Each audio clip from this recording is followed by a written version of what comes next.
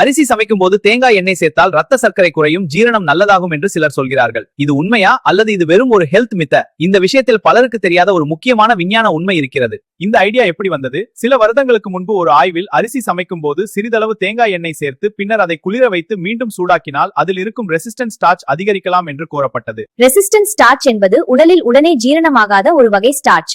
அதனால் blood sugar மெதுவாக உயரும், டைஜஷன் மெதுவாக நடக்கும், கட் பாக்டீரியாக்கு நல்லது என்று சில நன்மைகள் கூறப்படுகின்றன. இந்த ஆய்வு சில குறிப்பிட்ட அரிசி வகைகள் மட்டுமே நடந்தது. மேலும் அந்த மாற்றம் மிகவும் சிறிய அளவில்தான். அதாவது அரிசி சமைக்கும் போது சிறிது தேங்காய் எண்ணெய் சேர்த்தால் அது பெரிய அளவில் பிளட் சுகர் குறைக்காது. இது டயபெட்டிஸ்க்கு சொல்யூஷனா? இது முழுமையான தீர்வு அல்ல. அரிசியில இருக்கும் கார்போஹைட்ரேட் அதே போலவே இருக்கும். அத மிரக்கல் ட்ரிக்னு நம்புறது சரியானது அல்ல. Portion control, fibre, protein, exercise இவையே முக்கியம். அதனால் அரிசி சமைக்கும் போது தேங்காய் எண்ணெய் சேர்ப்பது சில சிறிய மாற்றம் கொடுக்கலாம். ஆனா அது பிளட் சுகர் குறைக்கும் மேஜிக் ட்ரிக் அல்ல. அதனால அதை மட்டும் நம்பாம முழு டயட்டை சரியா வச்சிருக்க வேண்டும்.